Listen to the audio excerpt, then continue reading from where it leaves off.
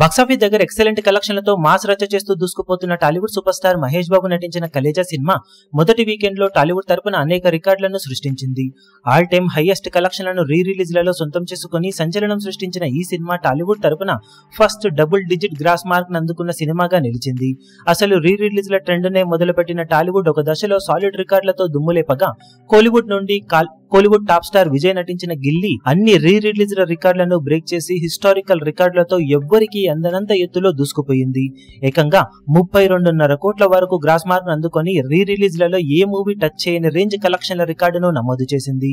రెండవ ప్లేస్ లో కూడా విజయ్ నటించిన సచిన్ మూవీ 13.6 కోట్ల రేంజ్ లో గ్రాస్ మార్క్ అందుకోగా, టాలీవుడ్ తరపున ఇప్పుడు మొట్టమొదటిసారిగా కలేజా సినిమా ఆల్మోస్ట్ ఇప్పటి వరకు సాధించిన కలెక్షన్లతో 10.35 కోట్ల రేంజ్ లో గ్రాస్ మార్క్ అందుకొని టాప్ 3 ప్లేస్ లో నిలిచింది.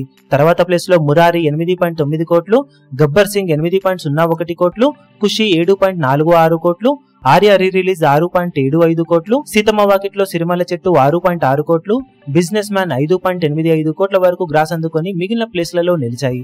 ఓవరాల్ గా ఈ లిస్టులో టాలీవుడ్ తరపున ఫస్ట్ డబుల్ డిజిట్ మార్క్ మూవీగా కలేజా సినిమా నిలిచినప్పటికీ గిల్లీ సినిమా నెలకొల్పిన రికార్డును ఫ్యూచర్ లో ఏ సినిమా అయినా టార్గెట్ చేయగలుగుతుందో లేదో చూడాలి. మీరే సినిమా ఈ సినిమా రికార్డును టార్గెట్ చేసే అవకాశం ఉందని ఎక్స్పెక్ట్ చేస్తున్నారో కింద కమెంట్ సెక్షన్ లో గెస్ చేయండి.